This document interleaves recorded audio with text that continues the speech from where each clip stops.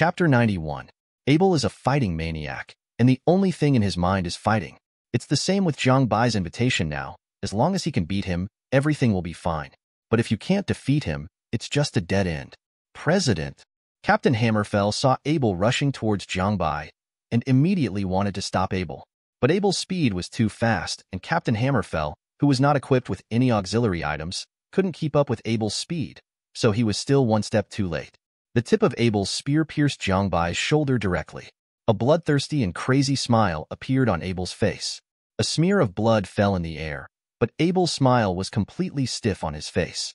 Abel immediately retracted his weapon and stepped back quickly. Kane? Abel looked at the blood hole on his shoulder and then turned his head to look at Jiang Bai and Kane. His eyes were full of doubts and incomprehension. He really couldn't figure out what happened. Why does Jiang Bai have Kane's power on his body? That damn physical immunity and anti-injury power. But at this moment, even Kane himself was in a daze. He also doesn't know why Jiang Bai has his own ability. After all, Jiang Bai had never used this power in front of them. Now, do you still think you can defeat me? For Abel, who has a full physical output, Jiang Bai, an opponent who is immune to physical attacks and also has anti-injury, is simply invincible. Normally, if you encounter it, you can only choose to avoid it. But Abel didn't do that. Instead, Abel stared at Jiang Bai with a fierce face. Now you are even more disgusting. As he said that, Abel rushed up and launched a more stormy attack on Jiang Bai. Captain Hammerfell still wants to step forward to stop it. After all, no matter whether Jiang Bai can defeat Abel or not, his duty is to protect Jiang Bai. But he had just moved when Jiang Bai stopped him with his eyes. Since Abel wants to continue the fight, Jiang Bai can also accompany him.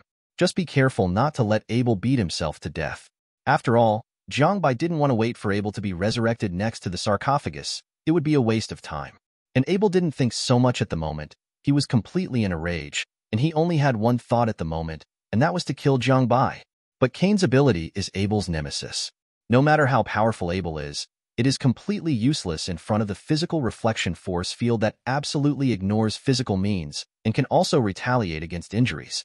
On the contrary, it was because of continuously attacking Jiang Bai that he was already covered in bruises at this moment. Okay, even if it's 1,000 times, 10,000 times can't kill me. Jiang Bai stood where he was and didn't even move even a bit from the beginning to the end. Abel's attacks on Jiang Bai, at this moment, all in turn caused Abel himself to be seriously injured. The outcome could not be more clear. That's why Jiang Bai asked Abel to stop. But Abel had absolutely no intention of really stopping. Once he went crazy, Abel was like this, like a wild beast. He didn't care about his own life and death at all, and only wanted to kill the other party with all his heart.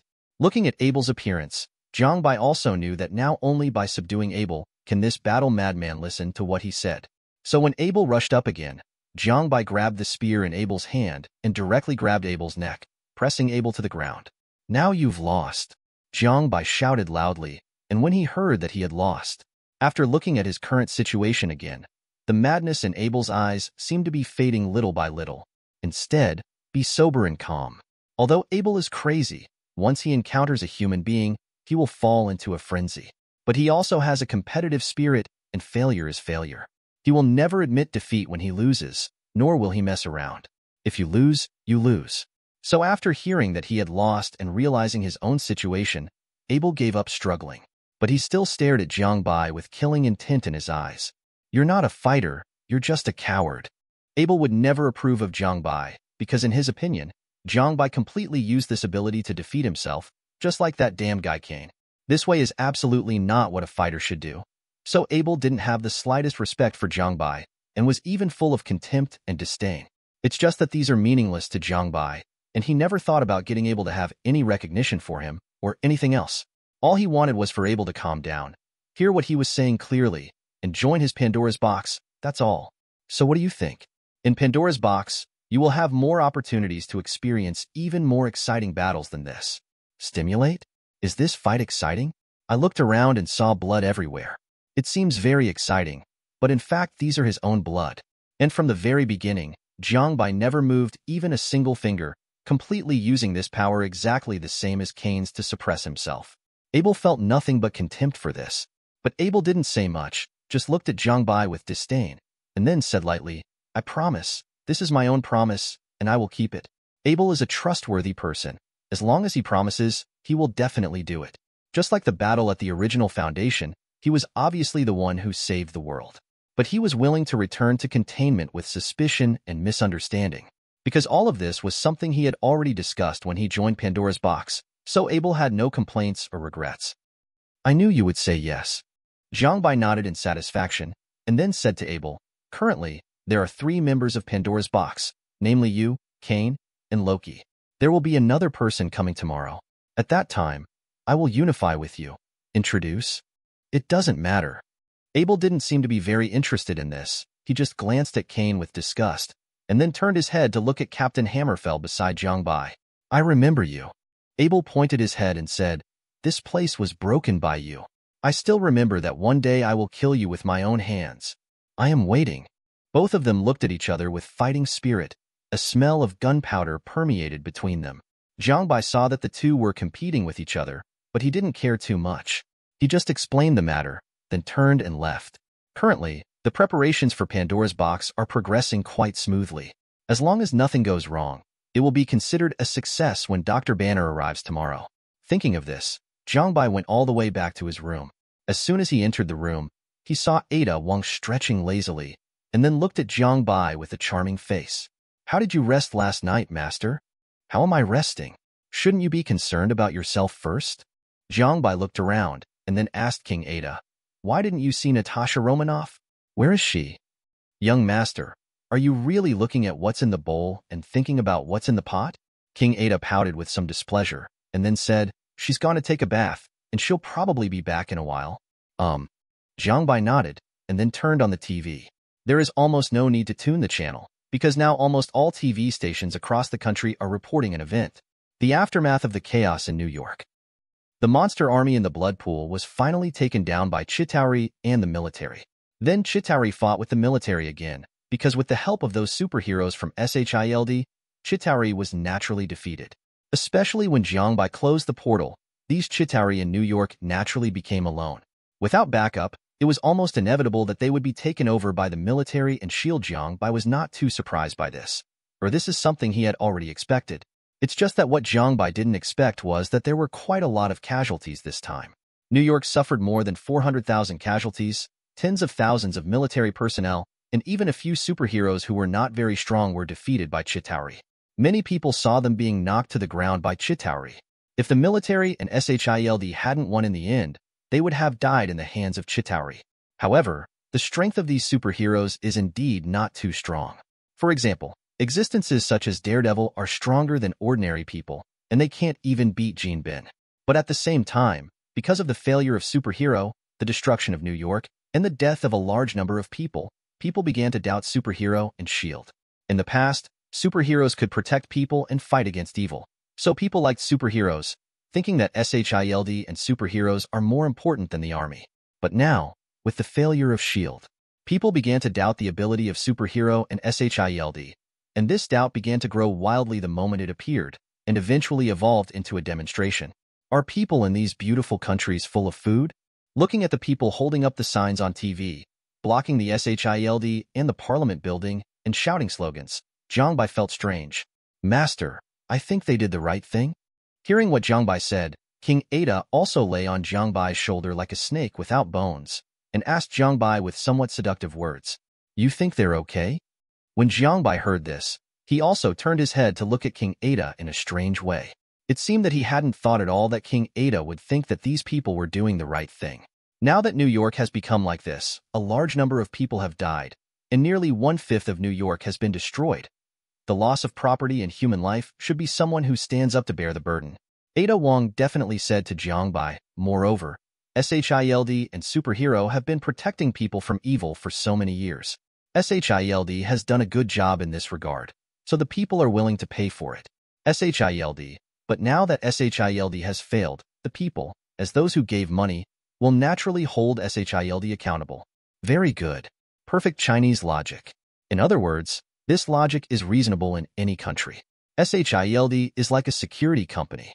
You spend money to hire them to protect your personal and property safety. Now that they fail to protect you, it seems reasonable to claim compensation and hold them accountable. But isn't rebuilding the most critical thing now? So many people died. so there is no need to deal with the aftermath? So many homes have been destroyed, so there is no need to rebuild?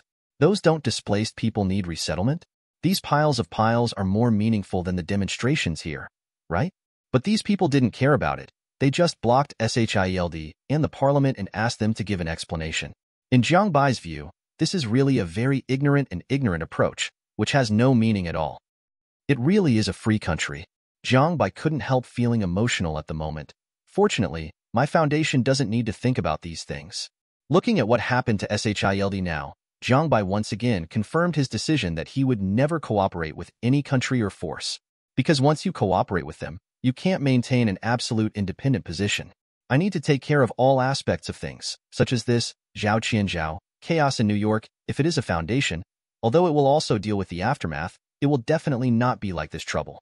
Just use the city memory wipe directly, and then let the reality bender restore the city, and finally eliminate all traces of these aliens. Simple, direct, and effective. Never mind if anyone would have an opinion on this. There is no need to think about whether doing so will violate any regulations, because the Foundation's regulations stipulate in this way, so it doesn't matter. If it is really blocked in front of the house like SHIELD, and there are protests and demonstrations, the Foundation will really be finished. Even some ordinary people can't handle it. The Foundation does not belong to any official organization. It is a completely independent and hidden salvation organization, so naturally there is no need to consider these things. King Ada didn't think much about it. After all, the nature of the Foundation meant that it didn't have to face these troublesome things. But all the economic pressures of the Foundation have to be handled by the Foundation itself. Once there is a problem with the funds, the Foundation is very likely to collapse. This kind of thing happened in a parallel world in the Foundation multi-universe, and the last Foundation was annexed by the Global Occult Coalition. But Jiang Bai doesn't care about these at all, because his base basically has its own source of income, so there is no need to worry about how to support these people. After watching it for a while, Jiang Bai felt that there was no point in turning off the TV. Then he pulled Ada Wong and walked to the bathroom together. Go take a shower first. Rest early today. Rest? What time is it? You rested? But King Ada didn't say anything, who made Jiang Bai the master now. On the other side, Fury is really in a state of desperation and is about to collapse. The end.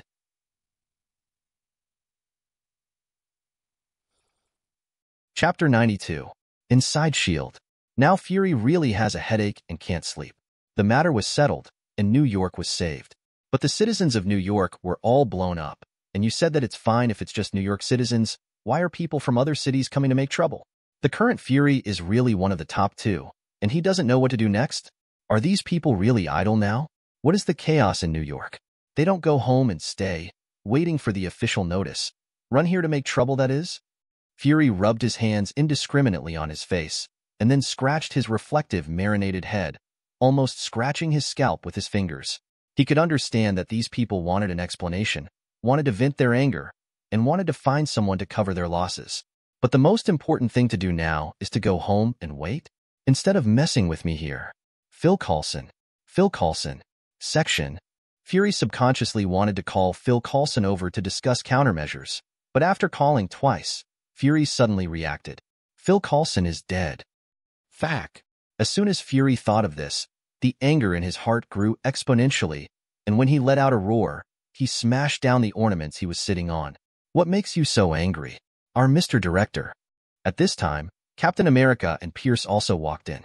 Are you together? The relationship between Pierce and Captain America is not good, or the two have nothing to do with each other. There are only two people in SHIELD who are connected with Captain America, myself, and Phil Coulson. Now that Phil Coulson is dead, logically speaking, only he has a better relationship with Captain America, but now it seems that Pierce also has a good relationship with Captain America. This made Fury a little confused. I met you on the way here. It seems that Mr. Pierce also has something to ask for you, so I came with him. Captain America answered casually, and then stepped forward to question Fury. Director Nick Fury, how do you plan to handle the current situation? How to deal with it? Fury was already having a headache with this question, and now being asked by Captain America, it is even more annoying. Deng even smiled wryly. What else can I do? Let them demonstrate outside. The Parliament will probably soon there will be a solution. Just let them stay outside. There may be some monsters in New York now, or Chitauri slipping through the net. What if they attack these people? We should let them go home immediately to avoid potential danger attack. Captain America spoke righteously, but Fury listened annoyed. Is there any way you can get them to go back immediately? For the first time, Fury got angry at a superhero, and this object was the symbolic Captain America. As the cash cow of SHIELD, Fury will try to remain calm in front of superheroes, will not say anything too extreme, and still take care of the emotions of these superheroes as much as possible. Because more than 80% of the funding for SHIELD is due to the existence of these superheroes. But now the existence of superhero and SHIELD has been questioned. People seem to be thinking about whether superhero needs to exist in another way. For this reason, Guru A is already having a headache now. As soon as Captain America came up, he was saying something that gave him a headache. How could this not make Fury angry? Even these people now, they don't know what they need. Do you really? Fury continued to question Captain America. Because of what happened in New York, our position in the hearts of the people has been shaken. At this time, what we should think about is how to stabilize our SHIELD's position in the hearts of the people is. When Fury said this, he suddenly paused. It seems that at this time he also realized that he shouldn't talk to Captain America like this, let alone be so impatient. Sorry, I lost my composure just now. Fury immediately apologized to Captain America. His attitude was extremely sincere. After all, this is currently the biggest signboard for me and SHIELD, so I can't offend them. It's okay. Captain America didn't care about Fury getting angry at himself, but he, didn't give in to the public's problems. Perhaps Director Nick Fury is right. The status of our SHIELD in the hearts of the public, it is indeed shaken. But this does not mean that we can ignore these people. I will persuade them to leave. Even if I can only persuade one person to go home, I will do it. Captain America turned and left after saying that he was going to fulfill his responsibilities as a superhero. Although this is completely an idiot's behavior in the eyes of Fury and others. It's just that when Captain America left, his eyes stayed on Pierce for a moment, as if he remembered something, but then he left again. Pierce watched Captain America leave with a dangerous expression, then turned his head and said to Fury, "Now Iron Man, Dr. Banner, and the rescued Hawkeye seem to have some different views on Avengers, and they may quit Avengers." What? Fury immediately became anxious when he heard this. The foundation of SHIELD is these superheroes. It is because of these superheroes that SHIELD has been recognized by the public and the government. Although SHIELD has always used its own identity to invite those superheroes to help and give the other party a reward for responding. But after what happened to his own Loki, Fury planned to form a superhero team of SHIELD's own, in order to fight against the current deteriorating situation and the growing crisis. In essence, Fury's decision is still for the sake of human beings, although a considerable part of it is for my own selfishness. But judging from the results, it is absolutely correct. After all, Marvel will be centered on Avengers for quite some time to come. But now that Pierce says the Avengers are falling apart, how can Fury accept that? Why? They wouldn't just say quit, right? There must be a reason. Although when Avengers was established, Fury said that he would not force them to stay, but he didn't expect to disintegrate directly. So Fury immediately asked, hoping to find out where the problem was. It's also good for Fury to prescribe the right medicine, because of the Foundation. But Pierce just said a word, which made Fury completely dumbfounded. The Foundation again? That's right. Dr. Banner said that he doesn't think SHIELD is an organization that really exists to save the world, so he wants to leave S.H.I.E.L.D. As for what Tony means, he doesn't trust our SHIELD at all, and Thor is the same from my point of view. Hawkeye doesn't know why. Although Pierce didn't say it clearly, after all, Fury has been the director of S.H.I.E.L.D. for so many years, and he soon understood. What doesn't trust SHIELD, after all, is because of the Foundation. It is because of the Foundation, the group will cause these things to happen. Foundation again. Fury roared out of control. How many times is this already? Every time our actions are stopped by the Foundation, every time we become a stepping stone for the Foundation, if it wasn't for the Foundation, neither would we SHIELD. Will it be like this now? Listening to Fury's roar, Pierce was also silent. In fact, the current situation of SHIELD, Pierce is also quite a headache. Now their Hydra is basically a parasite on SHIELD. Once SHIELD is gone, Hydra is finished. Almost 70% of Hydra's funds depend on sucking the blood of S.H.I.E.L.D. If SHIELD is finished now, their Hydra will also be seriously injured. Maybe the previous plans will have to be replanned by then. For the current situation of Fury, SHIELD, I think we should try our best not to continue to be an enemy of the Foundation and focus all our energy on dealing with the people right now, trying to calm the anger of the people as much as possible. Pierce never imagined that one day he would give advice to SHIELD, and he was so serious. Although Fury was reluctant, he finally nodded. The current SHIELD does not have the ability to continue to entangle with the Foundation, at least until a stronger superhero is found. It cannot do so. Fury thought so, but his hand unconsciously touched his pocket. After confirming that the contents inside were still there, Fury's expression immediately became much lighter. Although the problem this time is difficult, the Parliament will definitely not give up on our SHIELD just like this, Fury said with a serious face, seemingly confident. Pierce glanced at Fury, and some doubts and speculations flashed in his eyes. Hydra has now infiltrated most of the departments of S.H.I.E.L.D. It can be said that he, the undercover leader of Hydra and SHIELD, can replace the Director Fury at any time with just one order. But Pierce never did it. Why? Because Pierce knew that Fury still had cards. Pierce had a vague feeling from a long time ago that Fury could support SHIELD, get the Parliament to recognize SHIELD, and support SHIELD, and even let SHIELD replace certain military powers. This is definitely not just the credit of SHIELD and superhero. In Fury's hands, there must be a trump card that can be accepted by the Council and feared. But what is this whole card? Where is this whole card? Pierce didn't know these all the time, but now Pierce feels that he may have discovered some problems. Just now Fury obviously touched his jacket pocket, and then his attitude changed immediately. Even when it comes to the Foundation, there is not much concern. Obviously Fury's confidence comes from something in him, and that whole card should be on him. A whole card that would give Fury the confidence to take on the Foundation? Thinking of this, Pierce couldn't help but become curious. For such a long time, he has been thinking about what is this whole card and where is it? Now it seems that I am about to reveal the answer to the mystery. Since Fury, you already have a plan, so I won't say anything more, but the matter of the Director must be resolved as soon as possible, otherwise? I know. Fury nodded, and then walked to the floor-to-ceiling windows, looking down at Captain America, who was still trying to persuade these people.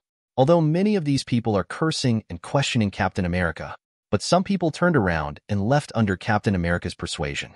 These people may not be too many, but it is also a testament to the efforts and achievements of Captain America. Faced with those who are willing to leave, Captain America will show a gratified smile, and face those who abuse him, Captain America will patiently persuade him. Seeing this scene, Fury couldn't help but nodded. I have to say, Steve is definitely the most successful superhero so far. Captain America can leave an indelible impression on the hearts of generations of people in the beautiful country.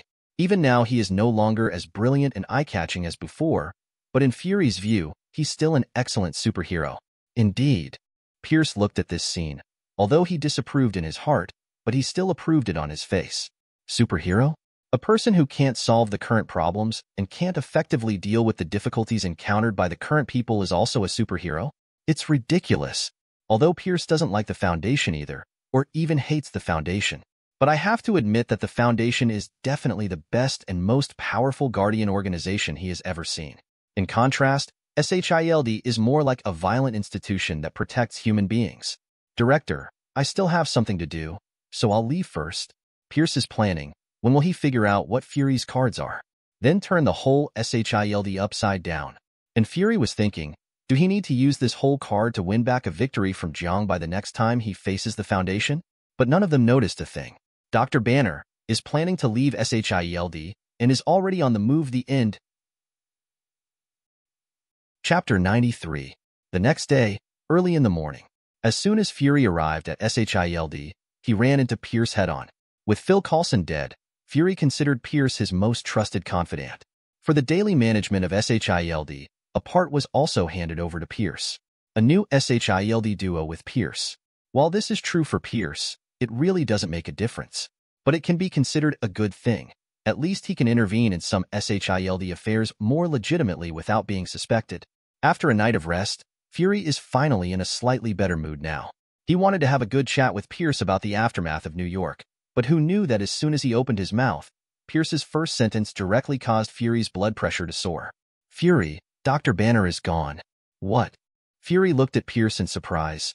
How did Dr. Banner disappear? Hasn't he already been able to control his anger? And didn't I also order everyone not to provoke Dr. Banner dash? Fury's first reaction when he heard this was that someone angered Dr. Banner, and then Dr. Banner turned into a Hulk in anger, and ran away after wreaking havoc. Who the hell is this guy who doesn't follow the rules? How can I explain to General Ross? Dr. Banner was handed over to their SHIELD by General Ross. Their SHIELD has the obligation and responsibility to be responsible for Dr. Banner, and they have to be responsible for General Ross. Now that Dr. Banner has disappeared, what should I and SHIELD think about General Ross? Just thinking about these things gave Fury a headache. Especially at this juncture, SHIELD is suffering an unprecedented blow because of the New York incident. If it is not because there is still a whole card in his hand that can stabilize the situation, so that the Parliament has never ordered SHIELD to be rectified, it is estimated that now he has been sent to a military court. So now Fury really feels like his brain is about to explode. How could such a terrible thing happen? So have you sent someone to find out where Dr. Banner is? Find him as soon as possible.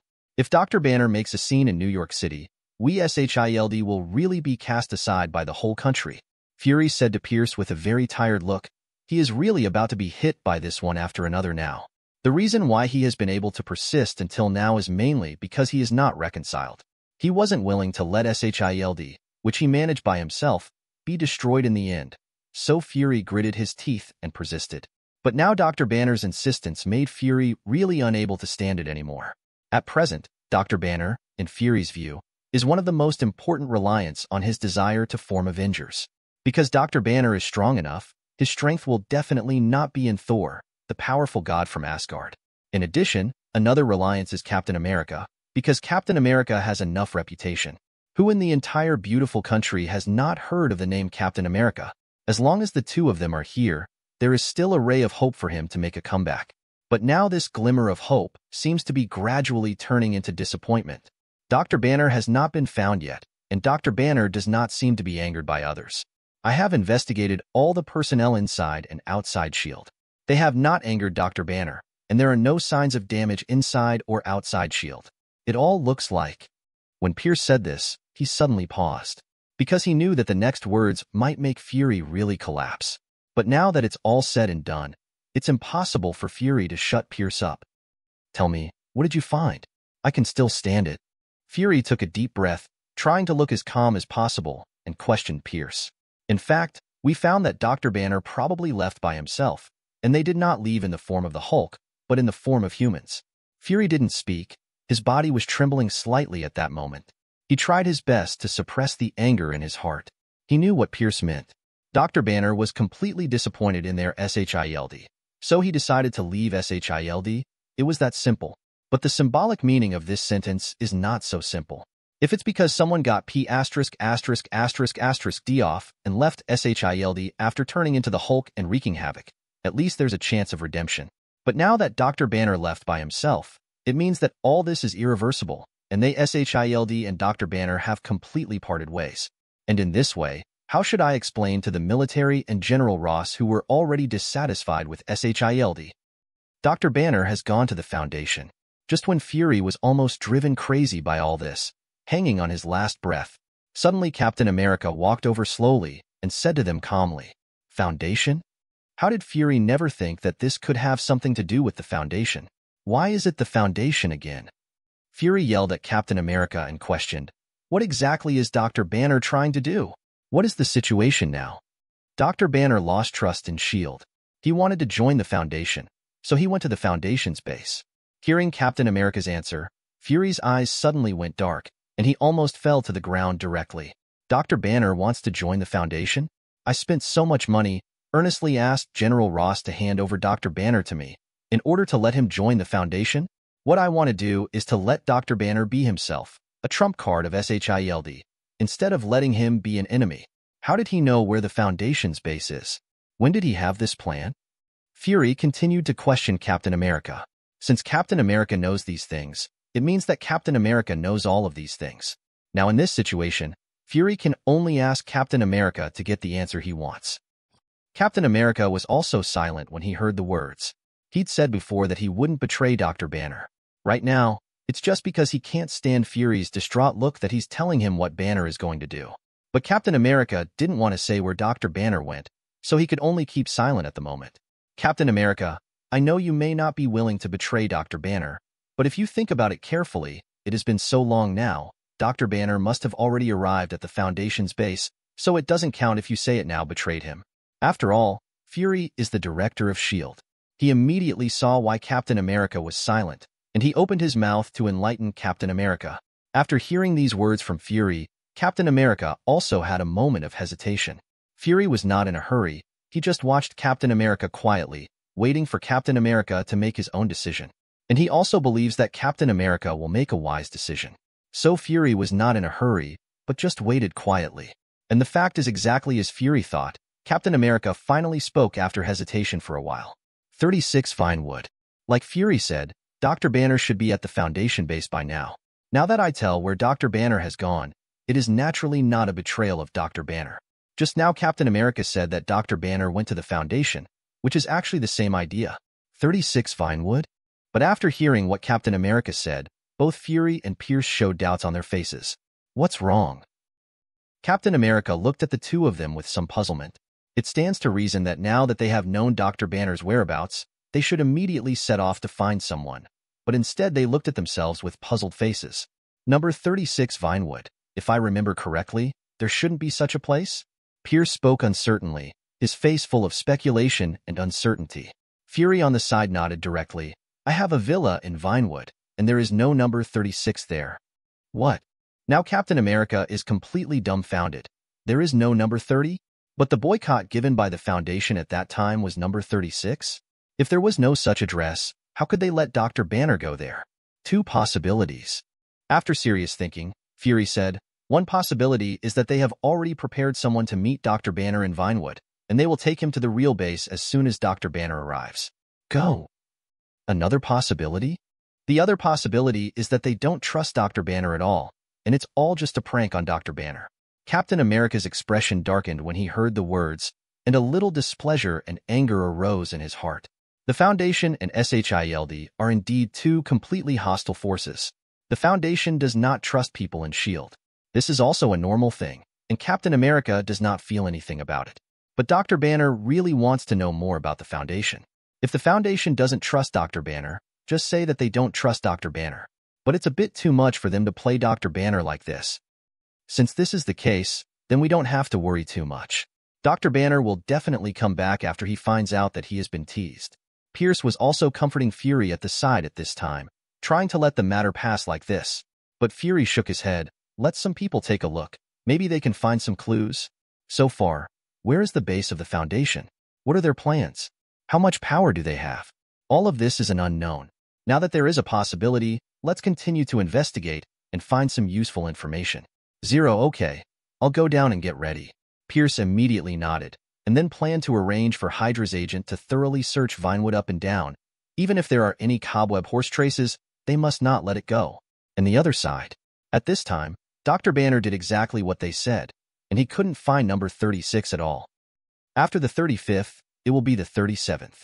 What's the situation? Dr. Banner stood on the street of Vinewood with a dazed look on his face.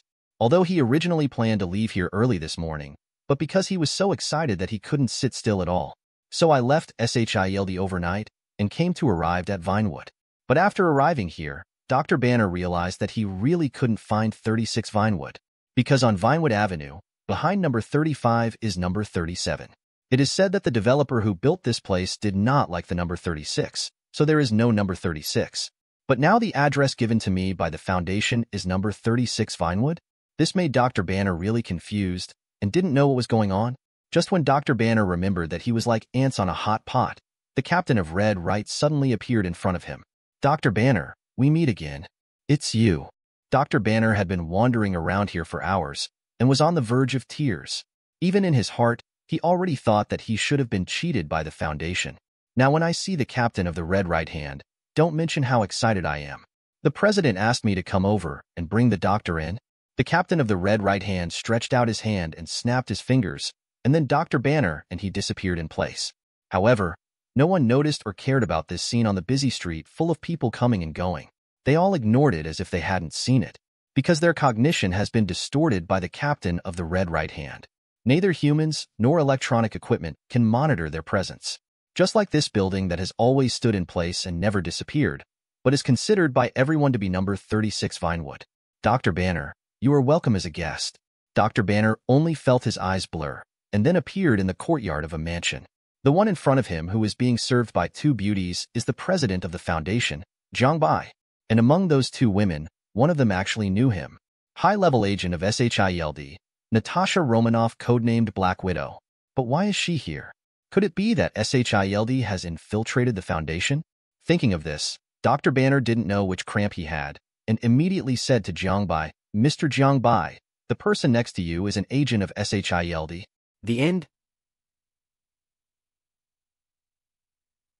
Chapter 94. Quiet. Surprisingly quiet.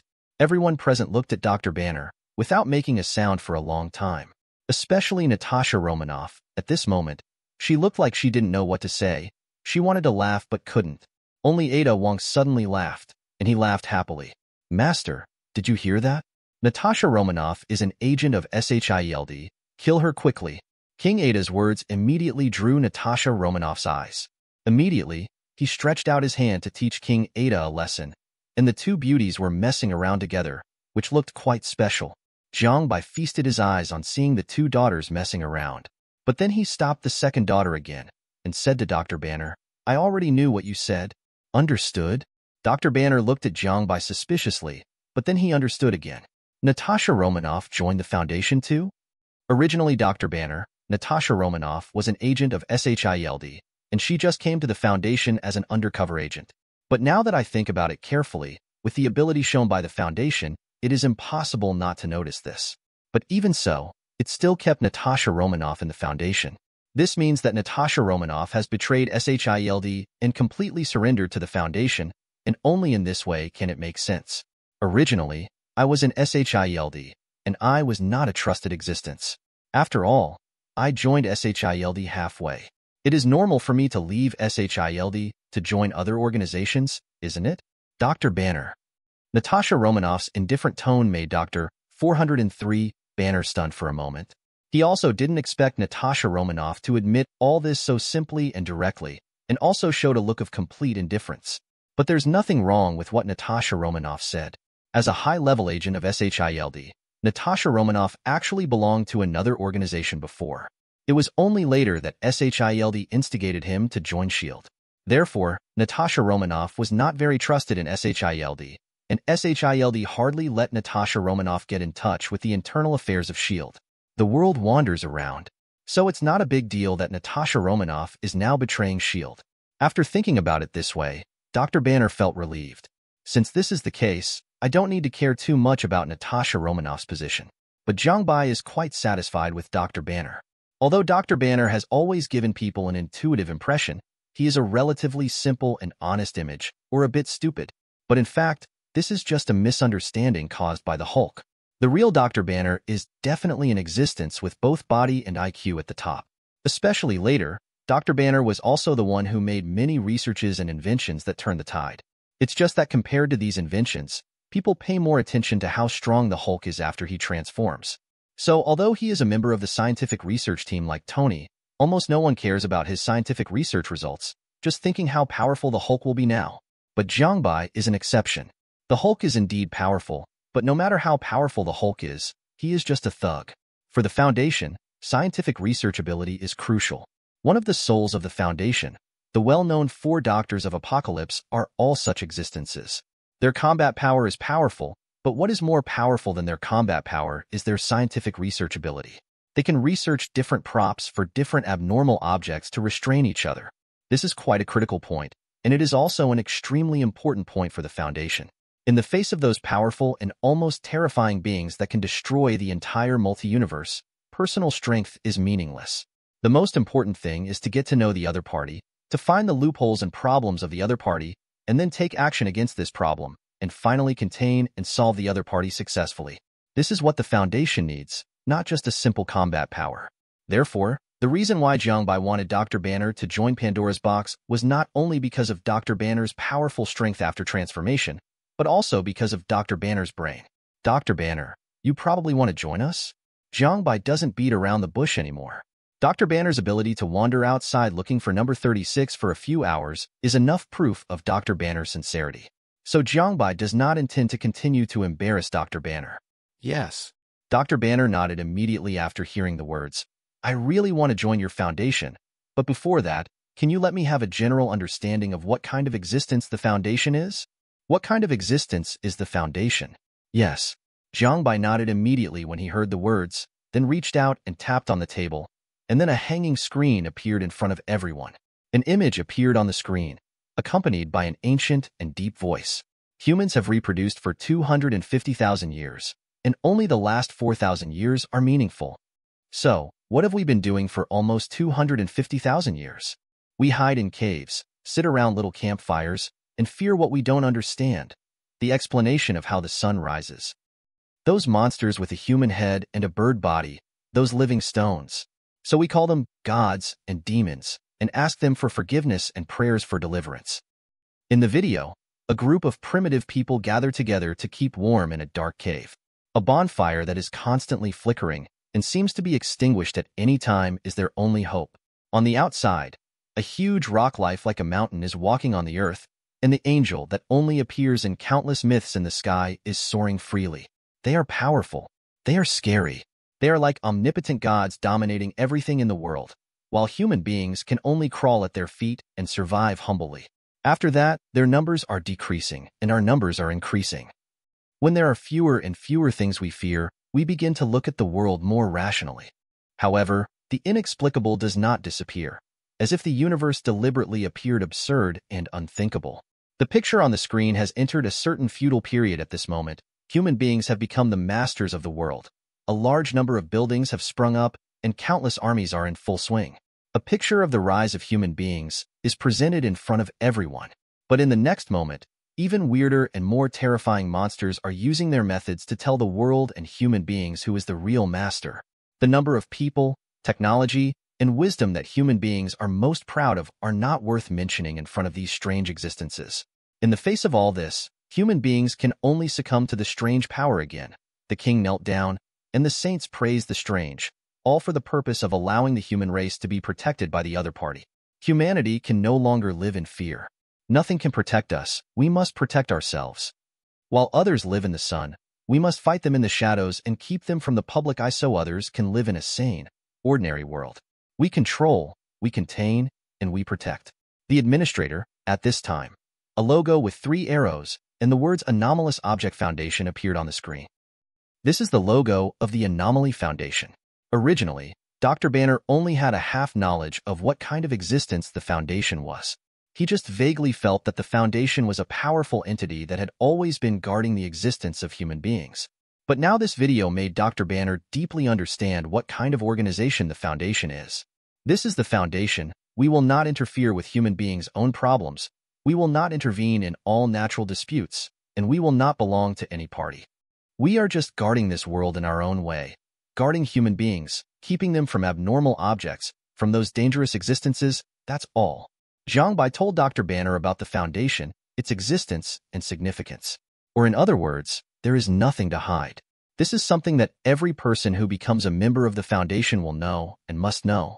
They are fighting for mankind and for the world. So all their efforts and sacrifices are valuable. Jiang Bai just wants to express this. However, this is what Dr. Banner wants to know the most. Is the Foundation a real organization for humanity and for the world? Or is it an existence similar to SHIELD, who is doing all kinds of things that have nothing to do with protecting the world, but still uses the excuse of protecting the world? And now the results are obvious. So Dr. Banner immediately applied to Jiang Bai. President Jiang Bai, I hope to join the Foundation. Please approve. Dr. Banner's attitude is quite formal. In his opinion, what he is going to do now is an extremely sacred thing, so he should naturally take it seriously, and with the seriousness and respect of people he has never had before. Welcome, Dr. Banner. Jiang Bai looked at Dr. Banner, smiled and held out a hand. When the two shook hands, they officially recognized Dr. Banner as a member of the Foundation. President Jiang Bai, thank you very much for giving me such an opportunity. Dr. Banner was quite excited at the moment and even stuttered when he spoke. Jiang Bai chuckled immediately, signaling Dr. Banner to calm down. Then he said to Dr. Banner, now I plan to make you a member of a project that our Foundation is implementing, the Pandora's Box Project. Project Pandora's Box? Pandora's Box, the existence of hope and destruction in Greek mythology. There is a flood that destroys the world, but it also has the hope of rebuilding everything after everything is destroyed. Recalling the project's name, Dr. Banner knew it would not be easy. This is a plan to use anomalies as a mobile task force to protect humanity. Actually, you are also one of the abnormal objects, but you are not as dangerous and uncontrollable as those abnormal objects. Jiang Bai first gave Banner a general introduction to the general types and situations of abnormal objects, and then said to Banner, "You and Loki are all abnormal objects that can communicate. As long as they can be used properly, they can still take on the responsibility of protecting human beings. It is a heavy responsibility, and it is precisely because of this that I decided to make this plan." Jiang Bai snapped his fingers at the captain with red right hand as he spoke. The other party nodded immediately, then turned and left. After a while, Loki, Abel, and Kane all came before Banner. "Get to know each other. The four of you will be teammates in the future." Jiang Bai made an introduction for each of the four, 3.6. However, when he heard the names of the three people, Dr. Banner couldn't help complaining. There are 4 people in total, and 3 of them are characters from myths and legends. Is it because I am an ordinary person? Originally, Dr. Banner was just making fun of it, but Abel and the others heard it. Alberton even opened his mouth and said to Banner, "You are very strong, and your strength is not even inferior to mine. In comparison, the weakest here should be Kane and this Loki." Kane naturally looked indifferent, but Loki's expression darkened immediately, obviously annoyed by Abel's words. But it's no use getting angry. After all, this is the truth. Abel is simply a fighting maniac. If Loki really fights with Abel, it will probably be cut to pieces in a blink of an eye. Because Loki's actual combat experience is really not much, and he is completely different from Abel, a combat madman. Loki had already realized this deeply when he met Abel for the first time. So when Loki faced these words from Abel, he didn't even have a single complaint. He could only admit it with gritted teeth. When Jiang Bai saw that they probably knew each other, he immediately spoke. "Actually, there is another person in your team, but he is not here now, and I plan to let you meet a person, a core figure of the Pandora's Box project." "Who?"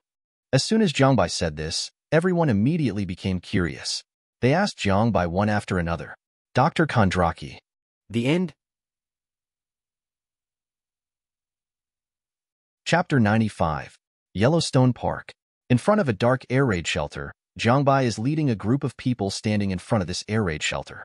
"President, is this the base you mentioned?"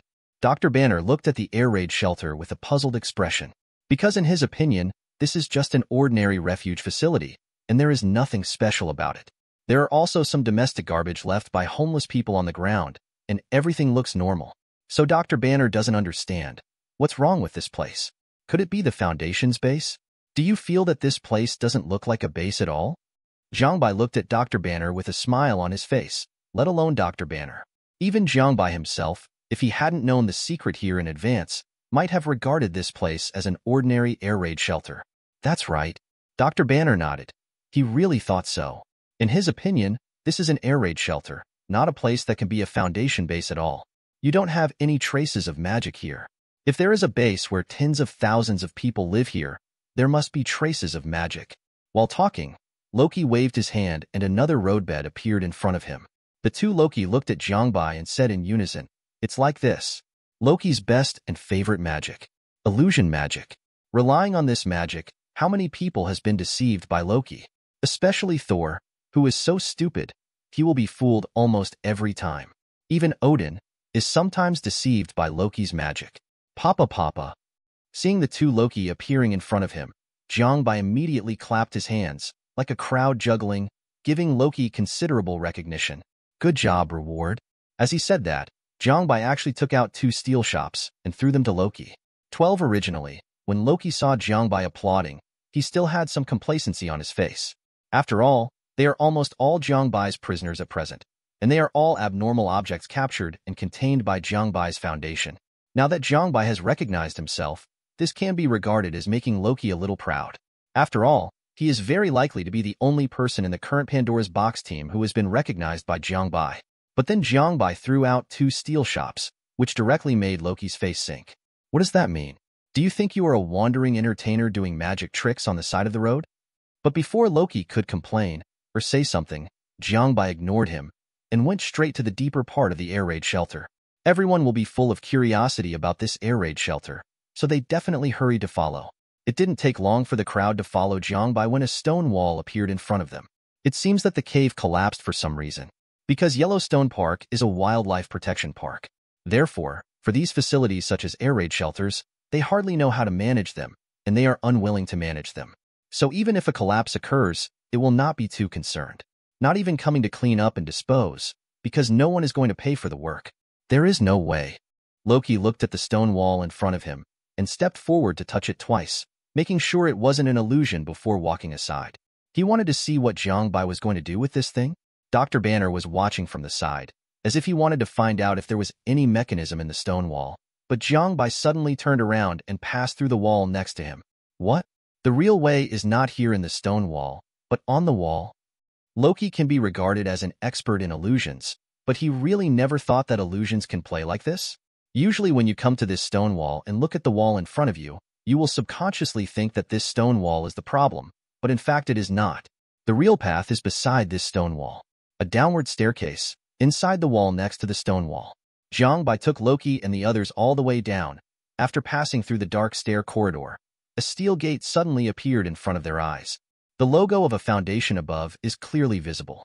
Seeing this scene, everyone felt a little surprised. None of them thought that the foundation actually built a huge amounts of base in the dark underground. How much manpower and material resources would it need to mobilize? And the most critical point is, how did such a large project not alarm SHIELD? Although Yellowstone Park is a wildlife protection park, basically not many people will come to manage it. But that doesn't mean that no one really pays attention here.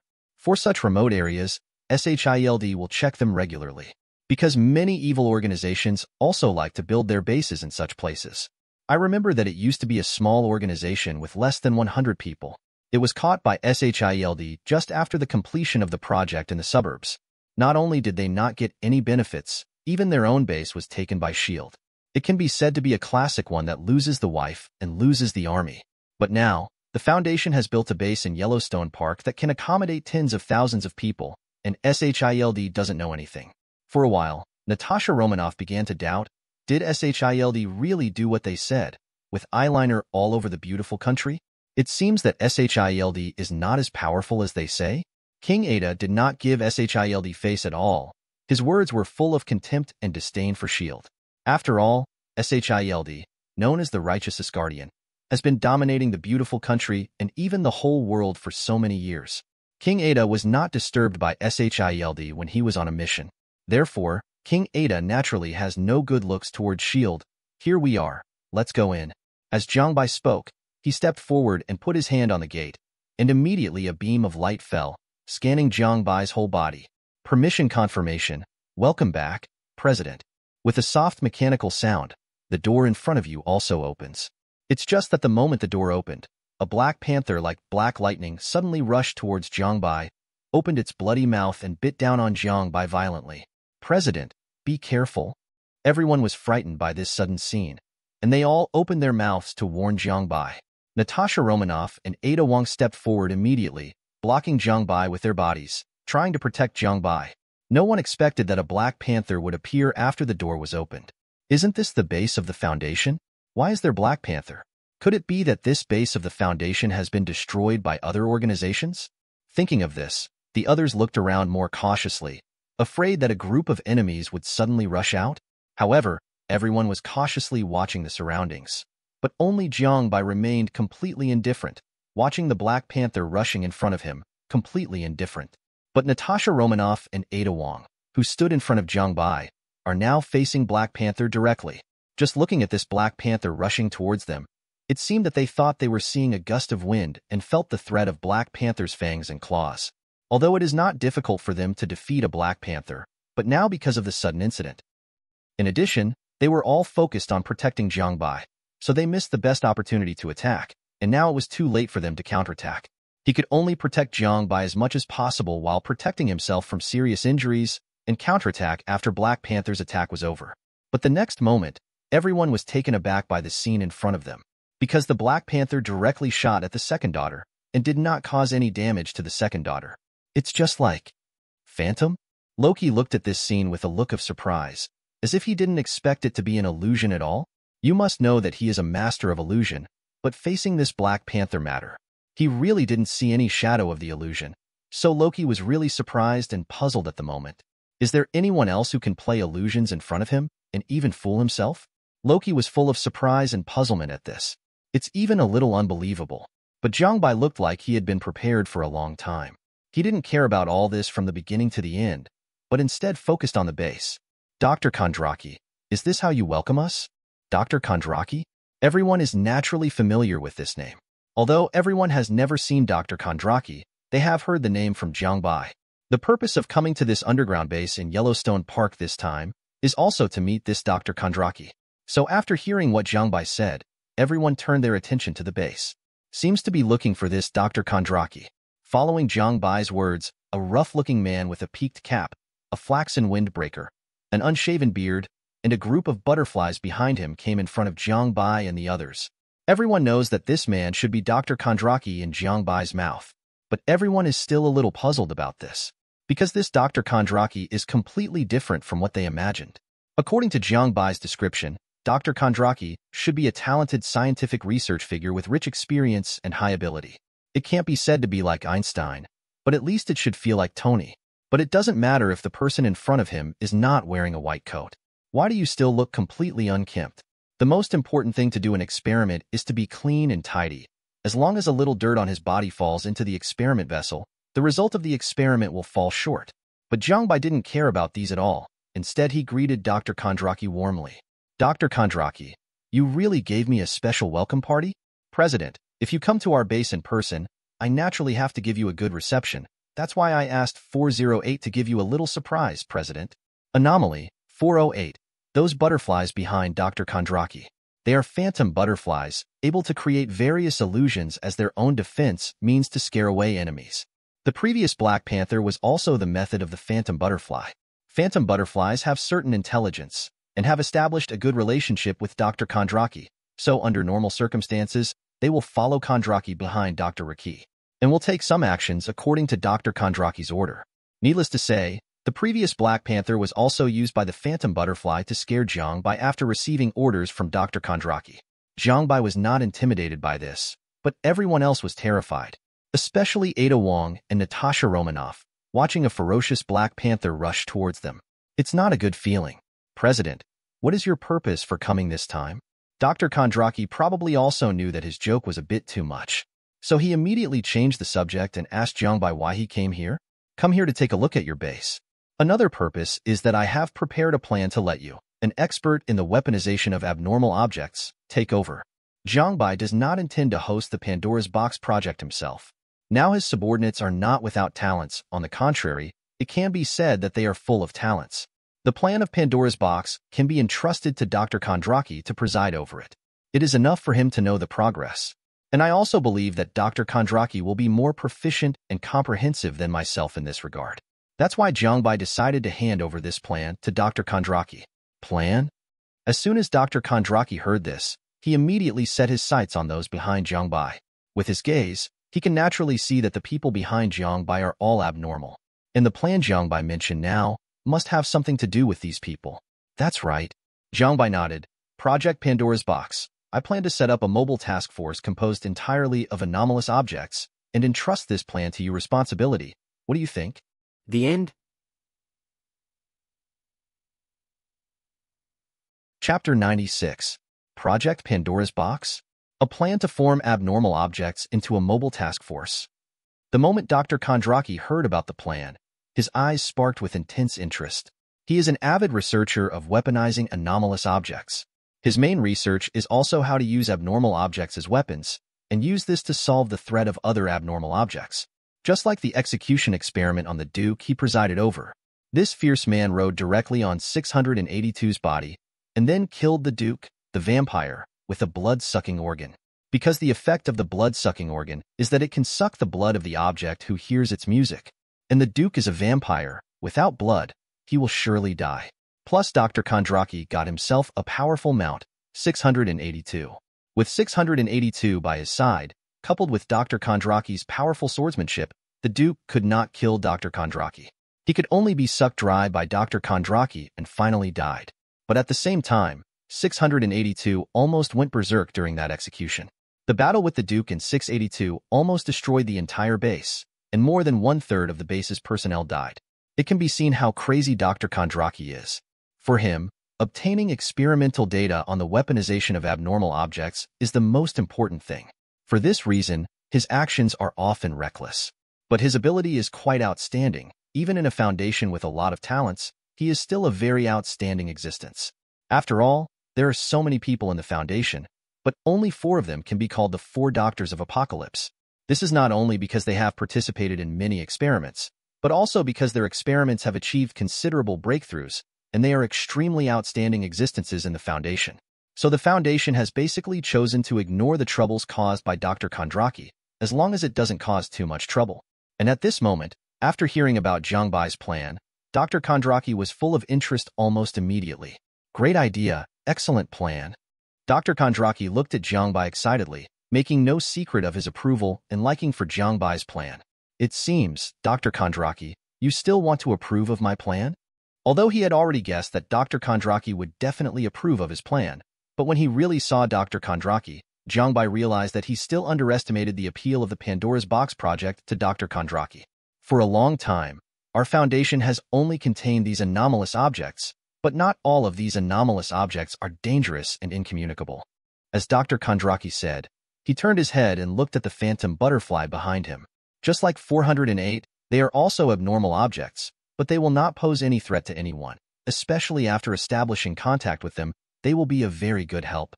So during this period of time, I have been thinking about weaponizing abnormal objects. I think this is a feasible path, and when this plan has only one idea, you, the president, have already brought one. Mature solution. When Dr. Kondraki anticipated similar plans to weaponize abnormal objects, the excitement and fanaticism that scientific researchers often have appeared on his face. It seems only at this time that Dr. Kondraki becomes more like a research job. Since you are so interested in this plan, Dr. Kondraki, I will leave the plan of Pandora's Box to you. Guaranteed to complete the mission. Dr. Kondraki immediately shouted with excitement, and his words were full of confidence and expectation for this plan. Then I look forward to your results. Jiang Bai walked towards the base while talking. This is the first time that Jiang Bai has obtained a large base, so it is natural to take a good look at it. Especially in this base, there still exists the Anomaly 2000, the Foundation's true trump card, the Mechanic Goddess. And Abnormal Object 105 is also here. She is the last member of the Level 1 stage of the Pandora's Box project in Jiang Bai's project. This large base of the Foundation is indeed larger than any base Jiang Bai has seen before, and the equipment is more complete. Every place is well planned. From the living area, the scientific research area, the weapon manufacturing area, the food storage area, the permanent object containment area to the emergency escape area. All areas are well planned, as well as various targeted emergency plans. It can be said that Jiang Bai has never seen full preparation before, but it's no wonder. The Foundation's previous bases were not too large in scale, nor did they have many personnel. So naturally there is no such a large base, so complete. Where is Abnormal Object 105? One of the purposes of my visit this time is to let her join the Pandora's Box plan. Originally, I wanted to discuss this matter with the President, but I didn't expect the President to have such a plan already. Mobile Task Force. Although the stronger the combat effectiveness, the better. But it doesn't depend entirely on combat power. When storing abnormal objects, there are often some extremely powerful abnormal objects that cannot be suppressed by force. At this time, some special methods are needed to contain them. One of the most simple and direct examples of this is the talk and laugh of the Supreme Divinity. Talking and laughing is just a simple dining table, but there will be 2 men appearing irregularly every week. They will gather together or discuss some issues in a heated or gentle manner. And some of these issues are too big for humans to understand, and some are so small that humans don't even care about them. But no matter what kind of issues, these 2 existences will discuss seriously and try to persuade each other to agree with their point of view. And if this point of view is recognized, then the concretization of this point of view will appear in this universe. That is to say, their words and deeds are affecting the operation of the universe and controlling everything in the universe. The Foundation defines these 2 beings as omniscient, and their behavior looks like the powerful beings in the legend of the Dragon Kingdom discussing with each other in the Foundation's view. Talking and laughing is the top existence among all the supreme divinities currently known to the Foundation, so logically speaking, it should be difficult to contain such a person. But in fact, the containment of chatting and laughing is very simple. All you need is a debate expert. What the debate expert has to do is to insert his own point of view into the views of the 2 people. As long as the other party cannot completely convince the debate expert, then this point of view cannot be unified. In order to avoid the impact of talking and laughing on the universe to the greatest extent. But these are all based on the premise of knowing what kind of existence Fanfiction is.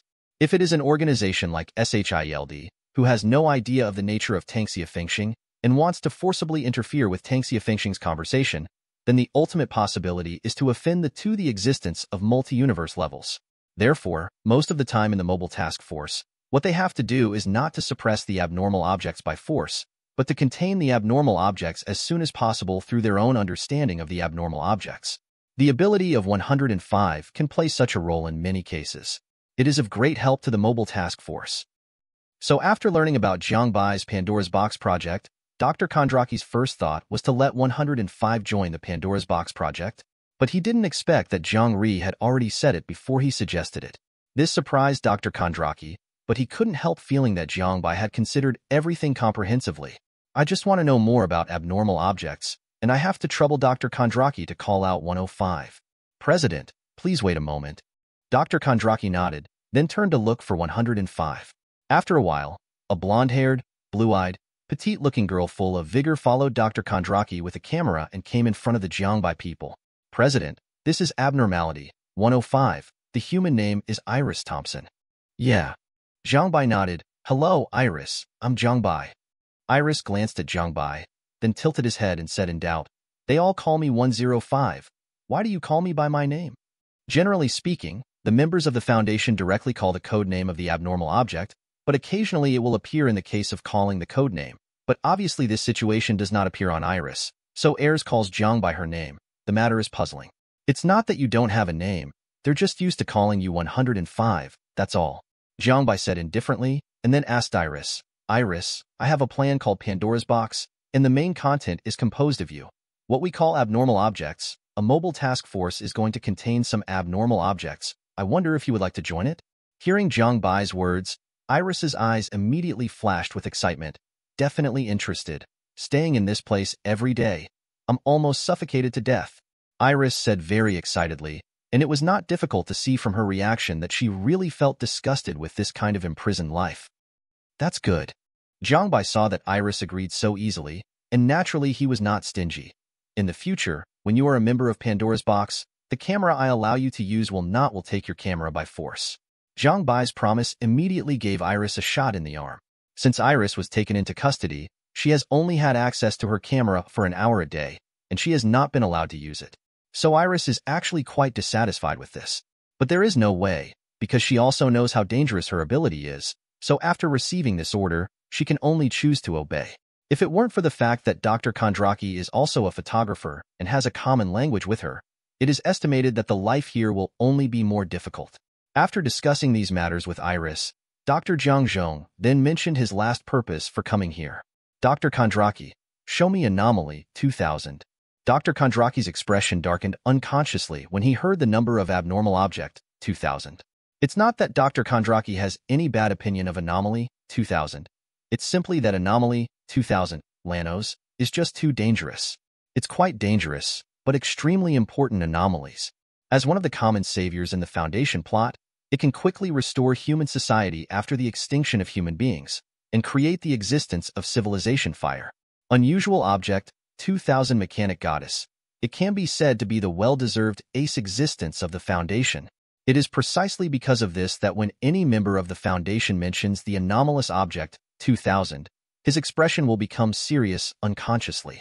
Because this is one of the last bottom lines for the Foundation to protect human beings. President, please come with me. Dr. Kondraki led the way ahead and led Jiang Bai to the deepest part of the base. There is a huge amount of space here, as well as densely packed human dormancy chambers. It's not the first time Ada Wong and Natasha Romanoff have heard the name of Anomaly 2000. Before, they had asked Jiang Bai to find out about the Abnormal Object 2000. So I probably know that this thing is one of the trump cards of the Foundation. Therefore, I am also full of curiosity right now. As soon as I arrived here, I couldn't wait to go up and take a good look at what these things are. But looking at it, the two girls were startled. People, both Natasha Romanoff and Ada Wong showed panic after seeing the things in the dormant chamber. The rest of the people, such as Dr. Banner, Loki and others, looked a little calmer. But at this moment, they all looked at Jiang Bai in surprise. Because at the moment beside them, all human beings are sleeping in this densely packed dormancy cabin. The Foundation's so-called trump card is actually human? Yong the End. Chapter 97. In this huge amounts of space, there are at least 100,000 human dormancy chambers. If all of these human dormant chambers are human beings, wouldn't it mean that there would be 100,000 human beings here? Thinking of this, everyone showed surprise. Because before that, none of them thought that the trump card of the Foundation that Jiang Bai said would have so many human beings. What are they going to do with these humans? Originally, everyone agreed that the Foundation is a salvation organization. But now they are all beginning to waver. Because this is a human being. Real people. What is the Foundation trying to do by hiding so many people in this place? All kinds of evil thoughts flashed through their minds for a while, such as brainwashing, human attack, and even other possibilities. Thinking of these, everyone felt a trace of fear.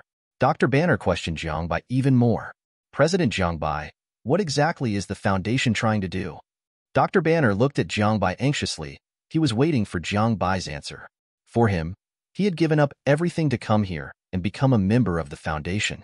If it turns out that the Foundation is also an organization filled with all kinds of evil ideas, then Dr. Banner will really collapse. This is one of our Foundation's trump cards, the Human Reconstruction Project. Jiang Bai has naturally seen their thoughts and concerns, and Jiang Bai can understand this.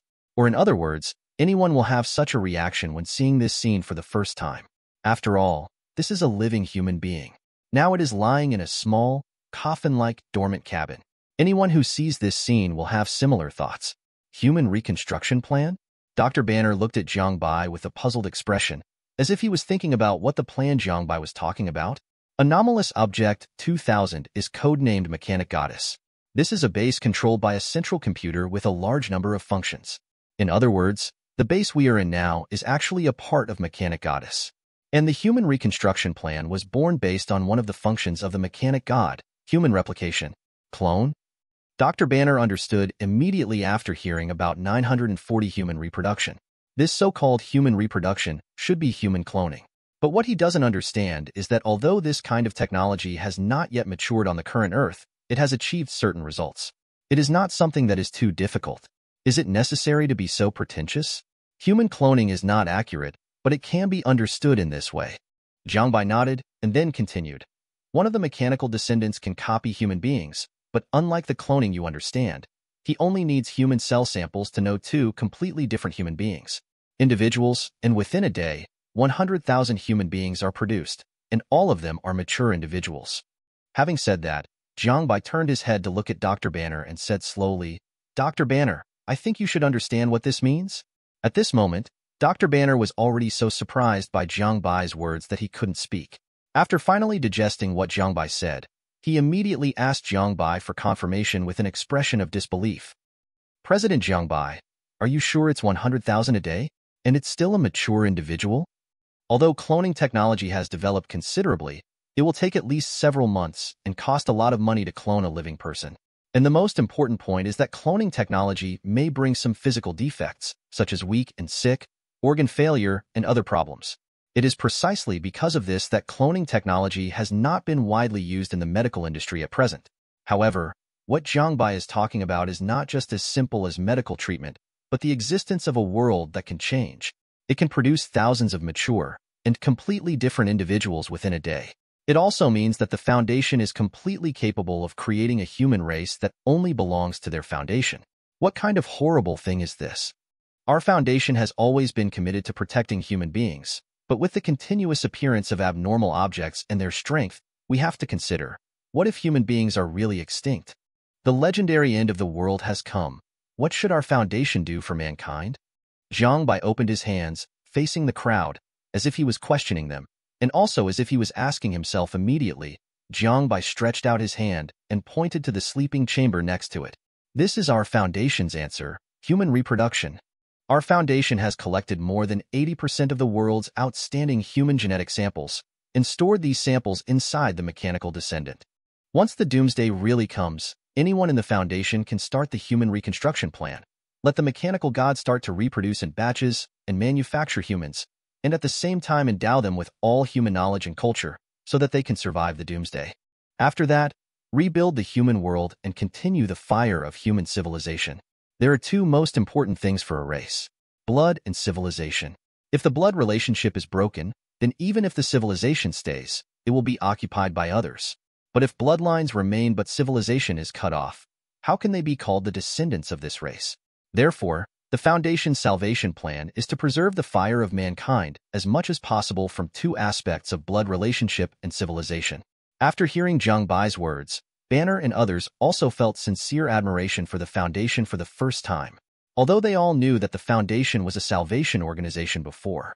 But in this world, Foundations are not the only ones that are organizations, let alone SHIELD. Although there are various problems, in the eyes of Banner and the others, it is not considered a qualified salvation organization. But they are indeed carrying out the work of saving the world, and all their actions are also carried out on this basis.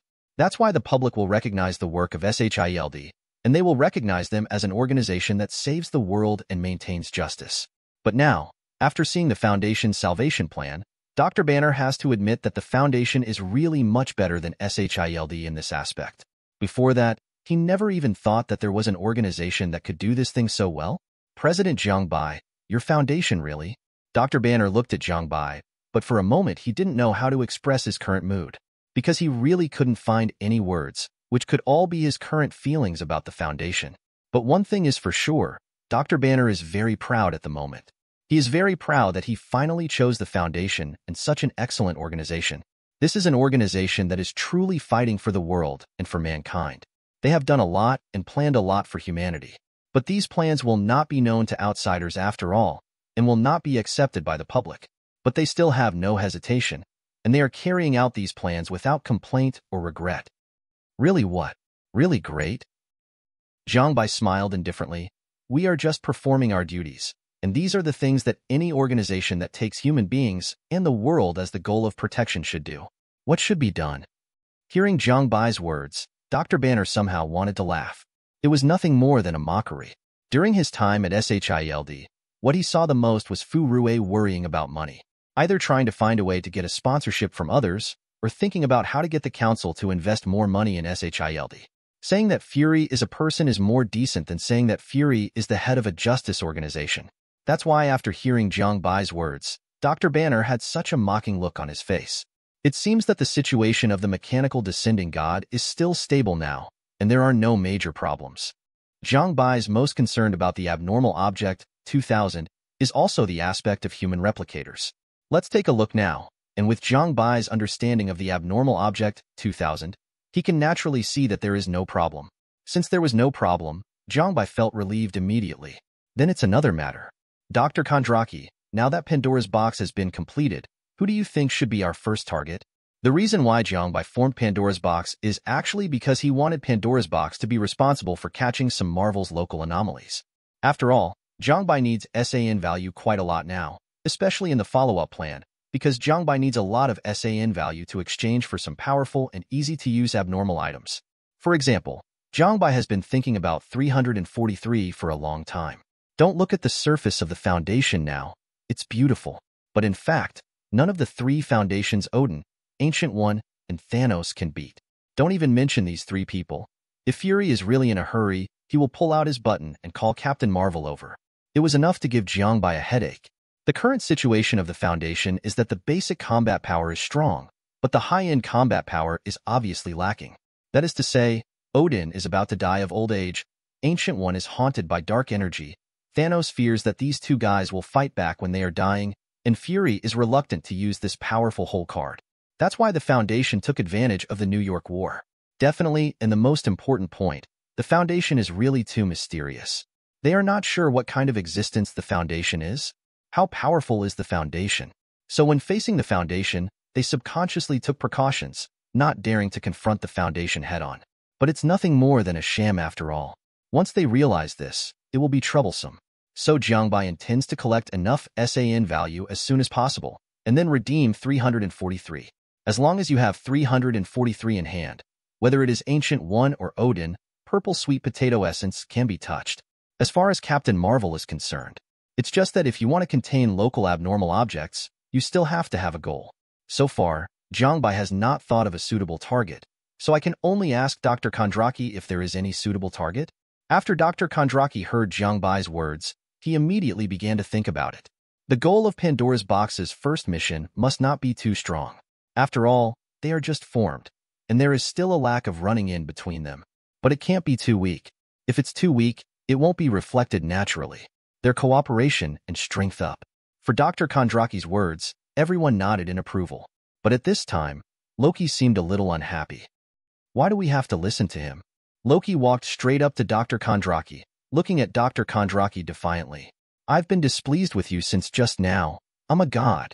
You're just a mortal. Why should I obey you? Before Loki finished speaking, Dr. Kondraki suddenly disappeared in front of him. Before Loki could understand what happened, suddenly a cold western sword was placed on Loki's shoulder, and the blade gleaming with cold light was pressed against Loki's chest. Sergeant seems to be able to cut Loki's throat in the next moment. Because your life is in my hands now, is that reason enough? Master of illusions, god of tricks, Loki is best at deceit. I was deceived by someone using my best tricks, and now the other party is threatening me with a sword. There is nothing more humiliating than this. At this moment, Loki's eyes changed. Become like a hungry wolf, eager to pounce on Dr. Kondraki and tear him to pieces. But he didn't. Because in this phantom comparison, I lost completely. Compared with the opponent, his phantom magic is really far worse. You won. I listened to you, Loki said in a daze. Jiang Bai at the side watched all this with a smile on his face. In fact, from the moment he saw Dr. Kondraki, Jiang Bai had already seen that Dr. Kondraki was an illusion, but Jiang Bai didn't say anything. Now that Loki has been tricked by Dr. Kondraki because of his arrogance, it can only be said that he deserves it. It just happened to let the biggest thorn in Pandora's box stop for a while. Dr. Kondraki, do you have any candidates for this purpose? Yes. Dr. Kondraki nodded, and then said, President of the Mutant Brotherhood, Lord of the City. The end? Chapter 98. Inside the Mutant Brotherhood's base. Magneto hadn't left the base since his previous 2 failed attempts against Jiang Bai. As one of the 10 most familiar villains in the Marvel world, Magneto is actually much weaker than the previous ones in terms of strength and ability. But this doesn't mean that Magneto is so weak. Among the normal supervillains, Magneto can still be taken. Belonging is the kind of daily existence that is less than the top and more than the bottom. In the face of purple sweet potato essence, these level godfathers, the star-bursting existence of Captain Marvel must be much weaker. But for the humans on Earth who have just experienced the New York War and have not seen the beatings of monsters and monsters in the universe behind, Magneto is still quite powerful. The biggest evil organization on the planet right now is without a doubt the Mutant Brotherhood. But now, the leader of the largest evil organization on Earth always feels that something is not right. Chief, why do you seem to have a lot of worries recently? Magneto was standing in front of the floor-to-ceiling windows on the top of the base, looking at the scenery outside, full of worry and uneasiness in his heart. He always felt that things seemed to exceed his expectations. As Magneto's right-hand man, Mystique naturally discovered that something was wrong with Magneto. Immediately asked Magneto about it. Magneto turned his head and looked at Mystique beside him. Although Mystique didn't have much friendship with him, their goals were the same. They are all working hard to change the current situation of mutant and to completely destroy this world dominated by ordinary people. So Magneto is more at ease with Mystique than Sabretooth and others. Since the battle in New York, I've found that we seem to have underestimated the strength of the so-called Foundation. I have a feeling that this may cause an unexpected huge loss for our Mutant Brotherhood. Magneto originally planned to ask people to contact the Foundation after hearing about the existence of the Foundation, to confirm the strength of the Foundation and their position. If it's an anti-mutant position, then destroy the organization. If it is an anti-human stance, then absorb this organization. This is one of the most common practices of their Mutant Brotherhood. But what Magneto didn't expect was that since he made this decision, he has been feeling restless and always feels that he may have made a mistake. And it turns out that he really seems to have done something wrong. The Foundation directly took care of all the subordinates he sent. As the leader of the world's largest evil organization, Magneto naturally cannot tolerate this kind of thing happening. So he asked Sabretooth and Juggernaut, 2 extremely powerful existences even in Mutant Brotherhood, to go to Raccoon City to unite with Namor against the Foundation. In the end, who knows, they returned without success, and according to the news Sabretooth and the others brought back, Magneto also began to notice the strength of the Foundation, and did not continue to attack the Foundation. Originally, Magneto actually thought that this matter was over. However, with the outbreak of the New York War, the outstanding performance of the Foundation began to attract Magneto's attention, and it seemed that he underestimated the Foundation. The strength of this Foundation is very likely to be higher than its own mutant brotherhood. This made Magneto a little worried. Unlike the X-Men, which is a righteous organization, the Foundation has always had an unscrupulous attitude. This made everyone uncertain whether the Foundation would fight back against this incident. And once the Foundation really strikes back, what should they do with the Mutant Brotherhood? Will they be able to hold out against the Foundation's counterattack? So since the New York War, Magneto has been very nervous. Now even Mystique could see his uneasiness. Foundation. Under the starlight of the night sky, Mystique's blue skin carried an indescribable charm. Although she is already a woman in her 200s and has had at least 10 men before and after, she still maintains a very good figure. The Foundation is indeed dangerous. The New York War has already explained everything. The strength of the Foundation has far exceeded our expectations. Let us avoid conflicts with the Foundation as much as possible in the future. Mystique still has a knack for intelligence gathering.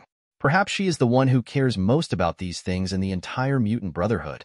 So she was the first to know about the Foundation in New York, apart from Magneto. Therefore, she is also most aware of Magneto's worries now. It's a pity. If we can really get the Phoenix Force, we won't have to worry about this Foundation anymore. Phoenix, the owner of Phoenix Force, the most powerful existence in the entire X-Men series. The strength will definitely not be weaker than Odin and the others. Currently, this force is on the side of the X-Men led by Professor X. Magneto wanted to get this power more than once, but he never succeeded. Phoenix Force has not yet found any effective way to get. Mystique has always been in charge of the Phoenix Force's information. At this moment, Magneto mentioned these words in order to put some pressure on Mystique, and Mystique also understood this, so he immediately gave Magneto a response. At the same time, I also hope that Magneto can understand the difficulties he is currently encountering. After all, this power is too powerful to be obtained so simply. Now I can wait, but our mutant brothers can't wait any longer. Those stupid humans are oppressing mutant more and more. We should find a... Boom! Magneto also wants to be a stress monster and put some pressure on Mystique. But only halfway through his words, suddenly there was a violent explosion outside. Immediately a burst of thick smoke rose into the sky, and with the explosion, the entire building seemed to tremble.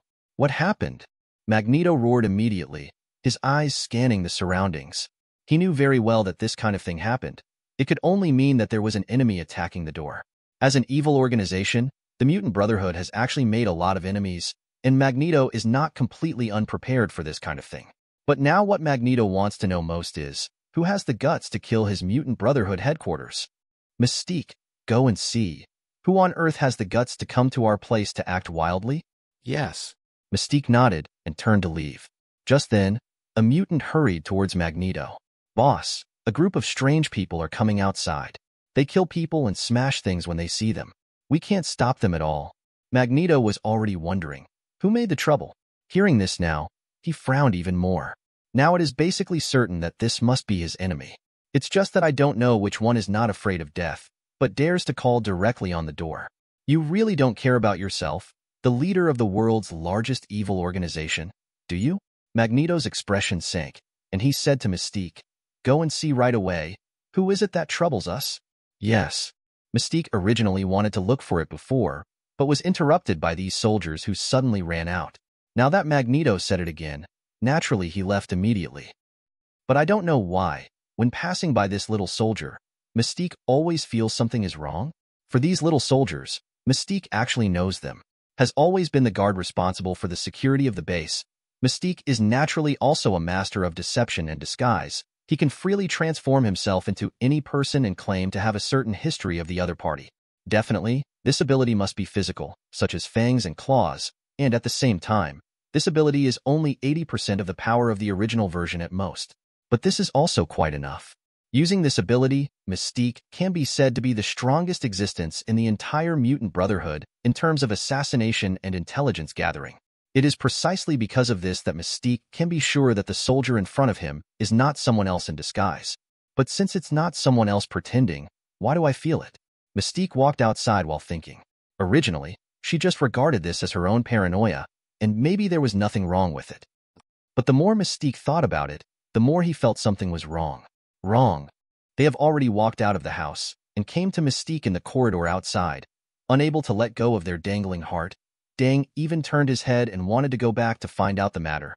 But as soon as she turned her head, she immediately felt that someone behind her was looking at her. Mystique's face sank immediately, but she didn't look back and didn't even show any abnormal behavior, but pretended to be nonchalant and said, "I almost forgot.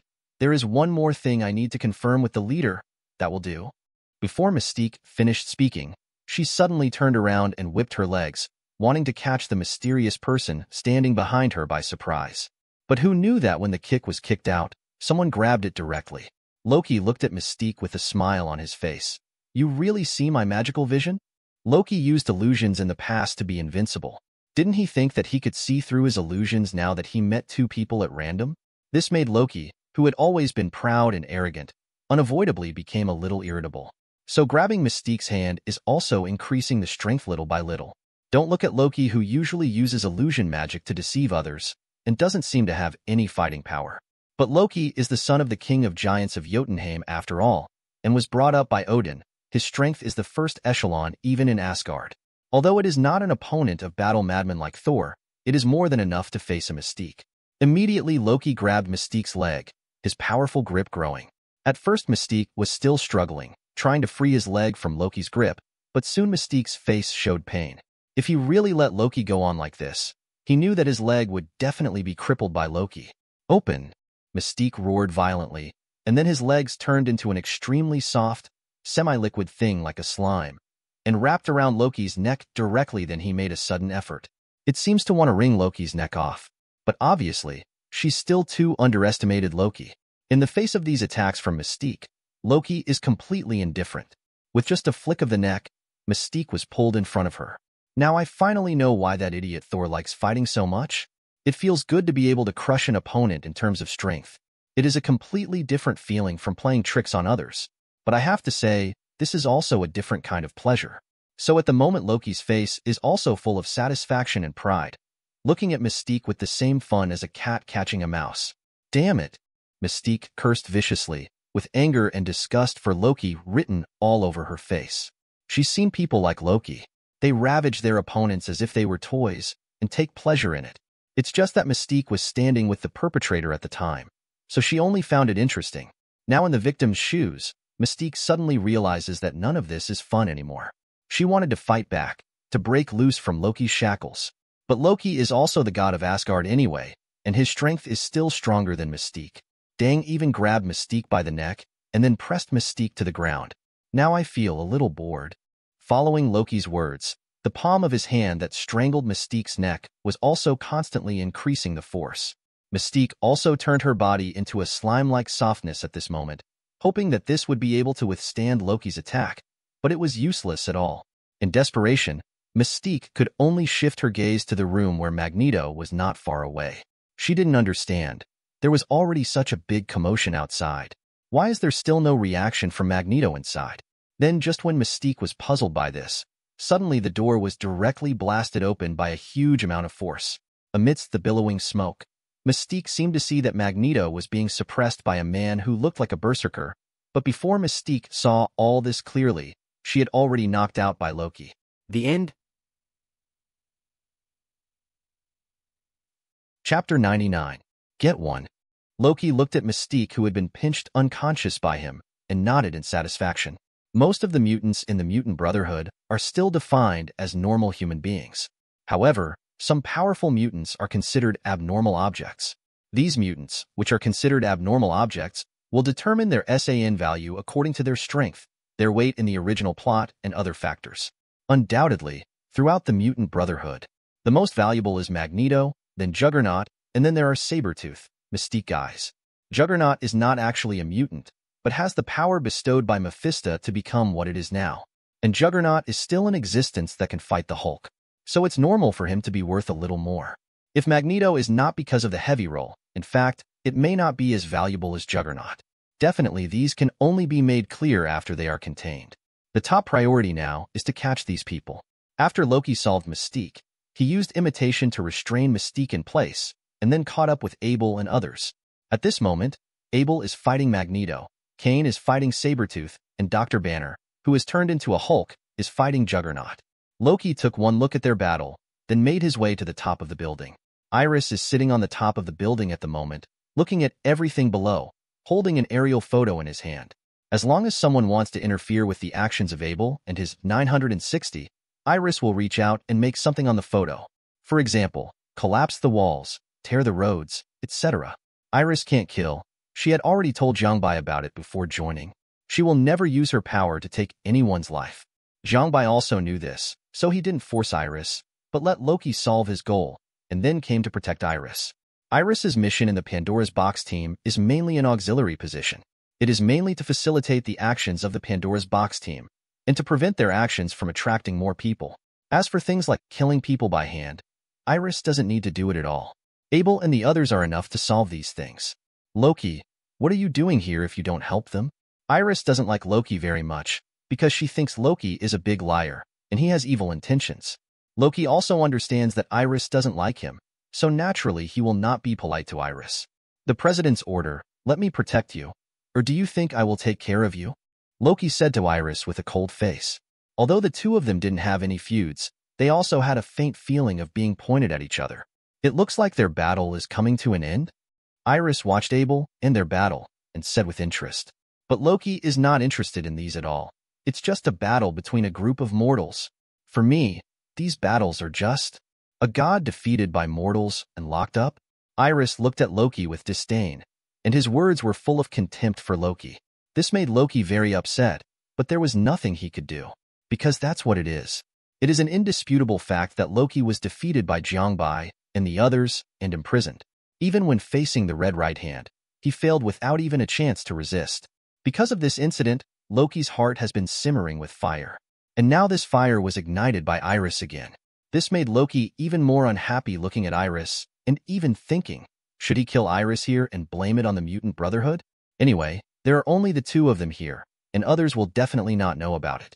But Loki's idea was still in his mind. Before he put it into action, Iris' words completely dispelled him.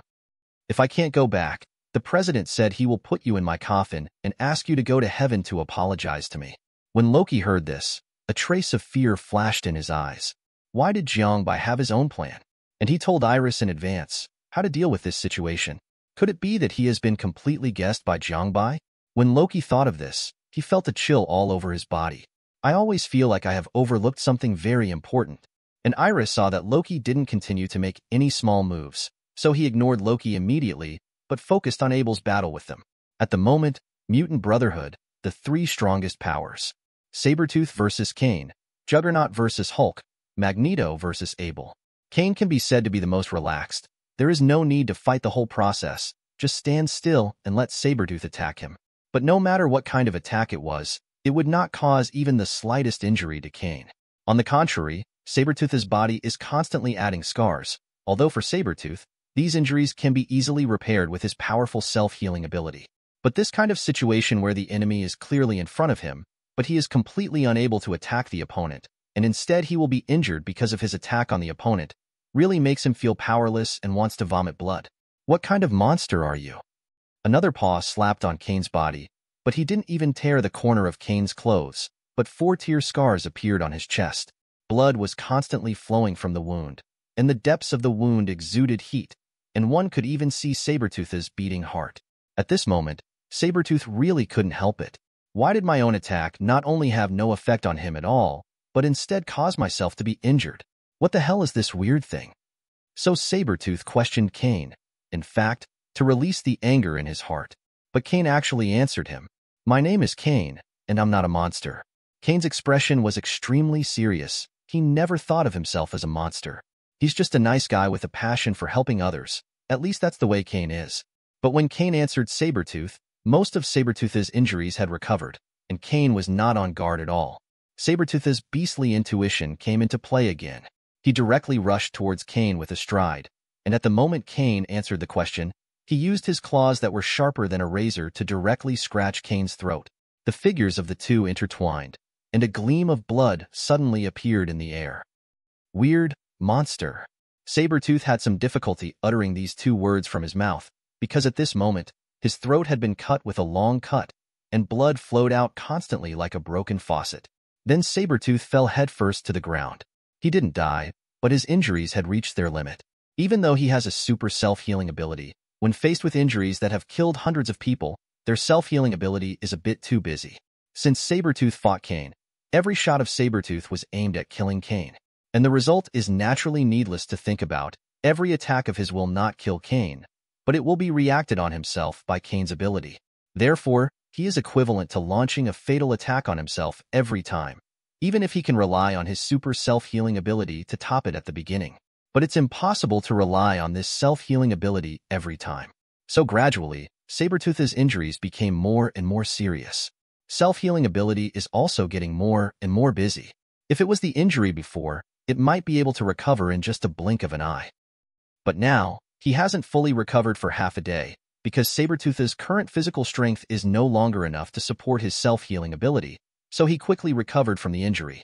Watching Sabretooth fall, both Juggernaut and Magneto seemed to be stimulated, and began to attack their opponents more fiercely.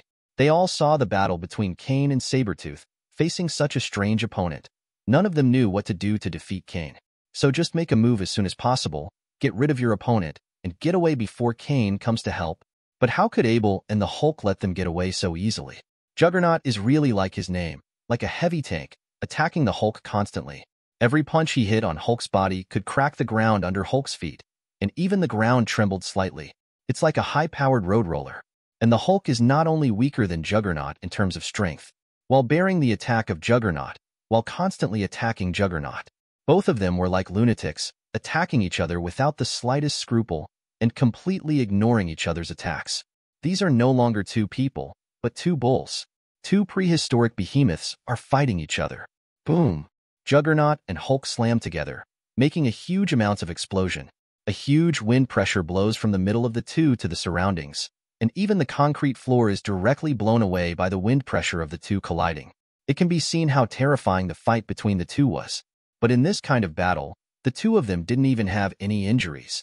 Juggernaut suddenly roared, grabbed the Hulk's arm, and directly rounded the Hulk and smashed it to the ground. This time, even the Hulk was a little confused. I don't understand why Juggernaut's strength suddenly became stronger. But Juggernaut didn't end there. Instead, he stepped forward and grabbed the Hulk's arm with his greatest strength, most wanting to twist Lukong's arm directly. But Juggernaut obviously overestimated his own strength and underestimated the strength of the Hulk. Faced with Juggernaut putting all his strength on his arm, the Hulk also felt threatened. His arm was indeed being twisted by Juggernaut bit by bit, but the Hulk was not helpless. The Hulk is constantly pulling hard, trying to free his arm from the Juggernaut's grip. Although it is difficult, it is not completely impossible. Hulk and Juggernaut are like two wrestlers, constantly attacking each other, trying to break the limit of each other first, so that they can win. The Hulk is also constantly fighting against Juggernaut with force on one side, and beats Juggernaut with an iron fist on the other side.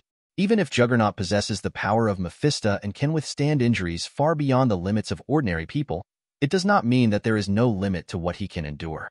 As the Hulk continued to attack, Juggernaut gradually began to feel the pain. So he could only twist the Hulk's arm more forcefully, trying to directly push the Hulk. His arm was twisted off.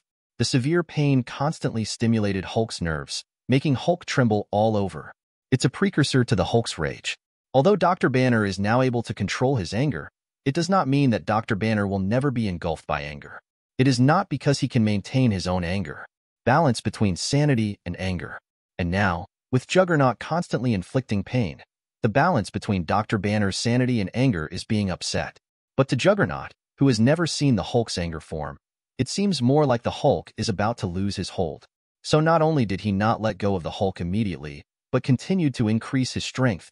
Even in order to defeat the Hulk, he once again used Mephisto's power to increase himself. The consequence of this is that the Hulk is in more pain, and more pain means more madness. What? Suddenly, a roar came out from the Hulk's mouth, as if some ancient monster was roaring. The terrifying power made everyone who heard it feel a little bit of fear. And Juggernaut hasn't even figured out what's going on?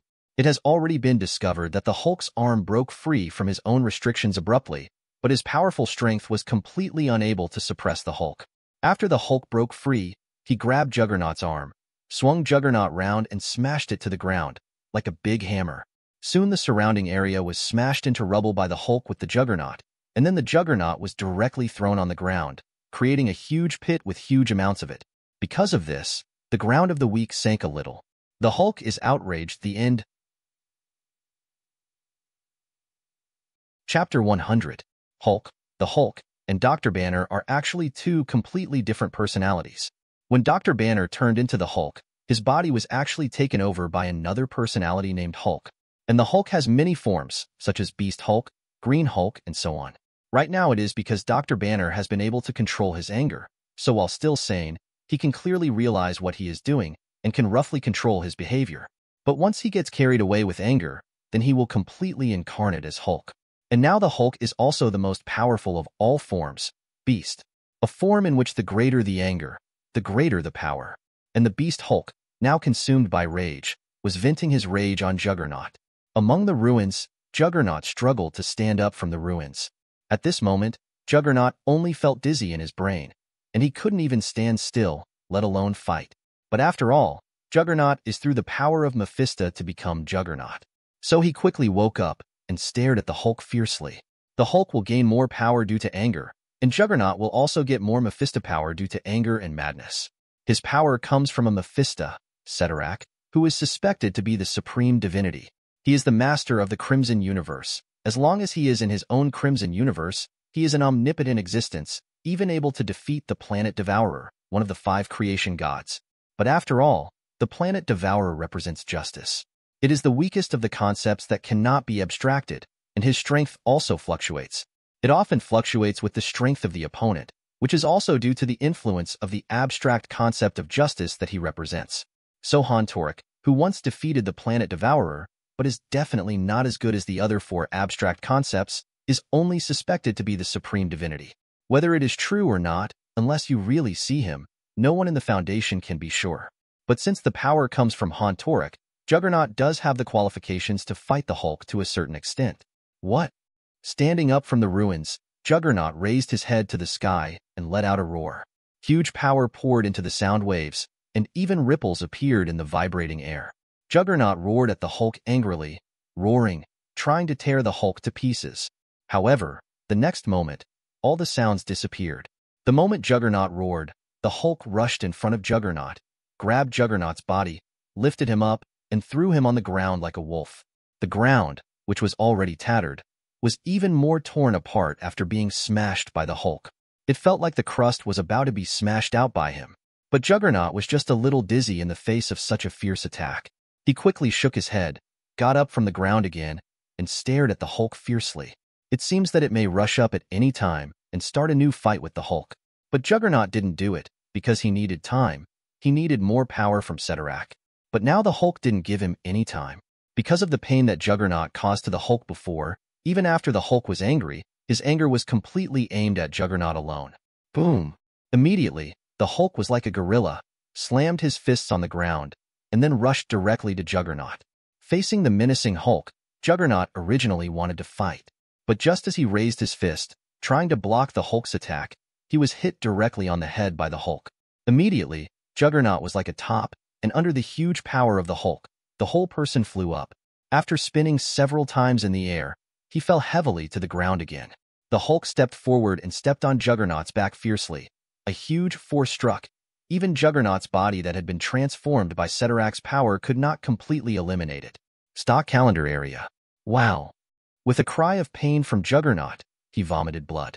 For a long time, no matter what kind of enemy he faced or what kind of terrifying attack he faced, Juggernaut, who was not injured, vomited blood. Even Juggernaut himself seemed to be caught in astonishment at this moment.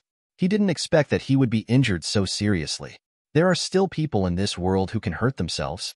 However, the next moment, the Hulk was like punching a sandbag, constantly attacking Juggernaut with one punch after another. Juggernaut wanted to struggle, wanted to fight.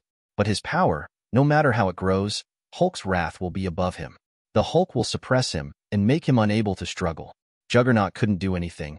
He could only be a sandbag, and was pressed to the ground by the Hulk and hammered to death. Every punch the Hulk landed on Juggernaut would make Juggernaut vomit a mouthful of blood. Juggernaut knew very well that if he continued like this, he would be beaten to death. But now Juggernaut really doesn't even have a chance to fight back.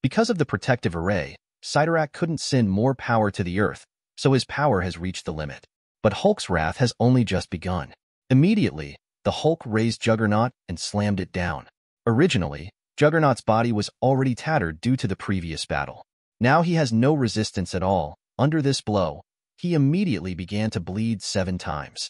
But the Hulk was still attacking relentlessly, as if he wanted to smash Juggernaut into pieces. "You stupid thing. I am Mephisto. I am the master of the Crimson Universe. Damn Ancient One. Damn the protective array." Obviously he has great power, but he can't use it. He could only feel aggrieved by being pressed and beaten by the Hulk, which made Sidorak feel uncomfortable and angry.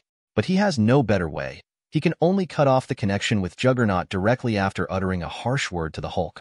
"You stupid things. Wait for the day when I really come, and you will perish." With Sidorak's will to cut off the connection, Juggernaut was also completely unconscious under the Hulk's attack. Now only Magneto is still fighting Abel. The ending is doomed. The end. Thanks for watching. You can find the next videos in the playlist linked in the info card, directly on my channel, or right here on the screen. And as always, if you have any feedback, feel free to share it in the comments too.